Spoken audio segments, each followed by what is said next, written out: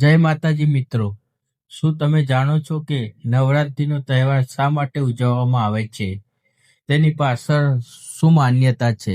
સદીઓથી આપણે અલગ અલગ રીતે આ તહેવાર ઉજવવામાં આવીએ છીએ, પરંતુ આ નવરાત્રીની પાછળની સાચી કહાની શું છે તેની સાથે જોડાયેલી એક પૌરાણિક કથા આપણા પુરાણોમાં બતાવી છે. તે સિવાય તેનું વૈજ્ઞાનિક મહત્વ પણ છે.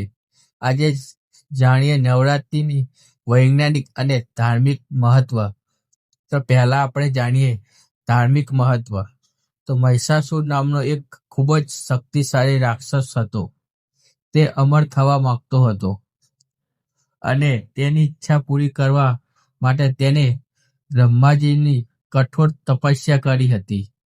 બ્રહ્માજી તેની તપસ્યાથી ખુશ થયા અને તેને દર્શન આપીને કહ્યું કે તેને જે પણ વરદાન જોઈએ તે માગી શકે છે. મહિષાસુરે પોતાના માટે અમર થવાનું વરદાન માગ્યું. મહિષાસુરની આ વાત સાંભળીને બ્રહ્માજી બોલ્યા, જે આ પ્રકારે સંસારમાં પેદા થયો છે તેનું મૃત્યુ નિશ્ચિત છે. એટલા માટે જીવન અને મૃત્યુને છોડીને મન માગ્યું વરદાન માગ. એવું સાંભળીને મહિષાસુરે કહ્યું, ઠીક છે પ્રભુ, પછી મને એવું વરદાન આપો કે મારું મૃત્યુ ન તો કોઈ દેવતા કે અસુરના હાથે થાય કે ન કોઈ મનુષ્યના હાથે થાય. જો થાય તો કોઈ સ્ત્રીના હાથે થાય. મહિષાસુરની આવી વાત સાંભળીને બ્રહ્માજીએ તથાસ્તુ કહ્યું અને અદૃશ્ય થઈ ગયા. ત્યારબાદ તો મહિષાસુર રાક્ષસોનો રાજા બની ગયો અને તેને દેવતાઓ ઉપર આક્રમણ શરૂ કરી દીધું.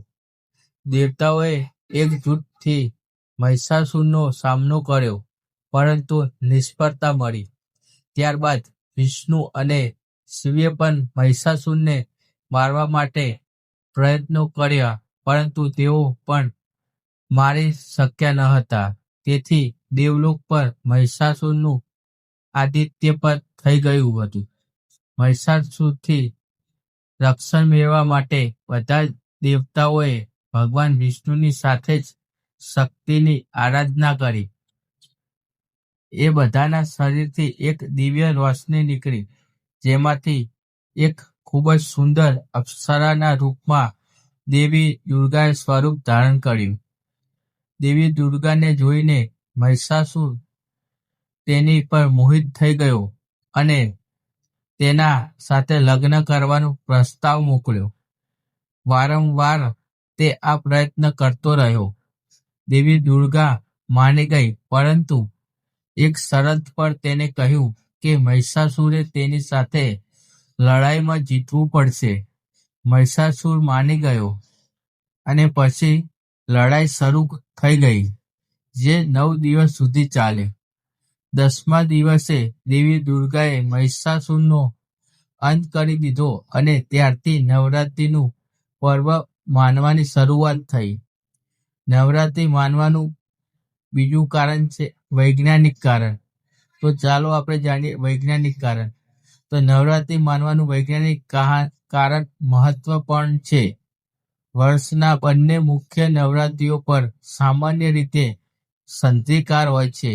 2 ઋતુઓ સંમિલનમાં આ પર્વ ઉજવાય છે. જ્યારે ઋતુઓનો સંધિકાર હોય છે ત્યારે સામાન્ય રીતે શરીરમાં વાળ, કફ, પિત્તનું સમાયોજન વધઘટ થાય છે. તેનાથી રોગપ્રતિકારક ક્ષમતા ઓછી થઈ જાય છે. એટલા માટે 9 દિવસ જાપ, ઉપવાસ, સાફ સફાઈ અને શારીરિક શુદ્ધિ, ધ્યાન, હવન વગેરે કરવામાં આવે છે. તો વાતાવરણમાં શુદ્ધ થઈ જાય છે. તેનાથી આપણે અનેક બીમારીઓથી બચી શકીએ છીએ. અમારો વિડીયો સારો લાગ્યો હોય તો લાઈક, શેર અને સબસ્ક્રાઇબ કરવાનું ભૂલતા નહીં, જેથી અમારા નવા વિડીયો તમને મળતા રહે અને કોમેન્ટ જરૂરથી કરજો કે આ વિડીયો તમને કેવો લાગ્યો.